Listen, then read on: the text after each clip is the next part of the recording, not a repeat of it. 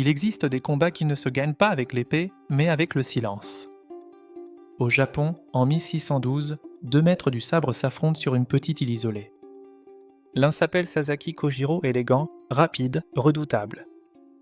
L'autre, Miyamoto Musashi, imprévisible, calme, indéchiffrable. Ce duel allait devenir une légende. Mais plus encore, une leçon éternelle sur la maîtrise de soi. Musashi n'était pas un guerrier comme les autres. Il vivait sans maître, sans maison, sans attache. Pour lui, l'art du sabre n'était pas un moyen de tuer, mais une voie intérieure, celle de la présence, de l'équilibre et de la victoire sur soi-même. Kojiro, lui, était tout l'inverse, fier, respecté, admiré pour sa grâce et sa technique parfaite. On disait qu'il pouvait trancher une hirondelle en plein vol. Le duel était inévitable, la force pure, face à la sagesse tranquille. Le matin du duel, Kojiro attendait déjà sur la plage, son sabre à la main, le regard brûlant d'impatience. Mais Musashi ne vint pas. Les minutes devinrent des heures. La tension monta, la colère aussi. Puis enfin, une barque apparut sur l'horizon.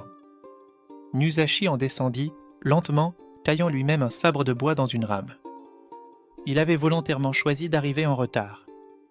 Pas par arrogance, mais pour briser l'équilibre mental de son adversaire. Avant même que le duel ne commence, il avait déjà gagné dans l'esprit. Kojiro attaqua le premier, rapide comme l'éclair. Mais la colère guide mal la lame. D'un seul geste fluide, précis et silencieux, Musashi esquiva, frappa et mit fin au combat. Il n'y eut ni triomphe, ni gloire. Juste le vent, la mer et un silence respectueux. Musashi salua, puis repartit. Sans un mot. Sans se retourner. Cette victoire n'était pas celle d'un homme sur un autre. C'était la victoire de l'esprit sur l'ego. Musashi enseigna plus tard, le vrai guerrier ne cherche pas à vaincre les autres, mais à se vaincre lui-même. Dans chaque confrontation, il voyait un miroir. Une occasion d'observer ses peurs, ses désirs, sa colère. Et c'est ainsi qu'il devint invincible.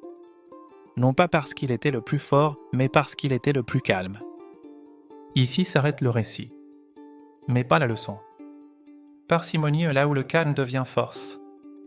Si cette histoire vous a inspiré, laissez un commentaire, aimez et partagez cette vidéo.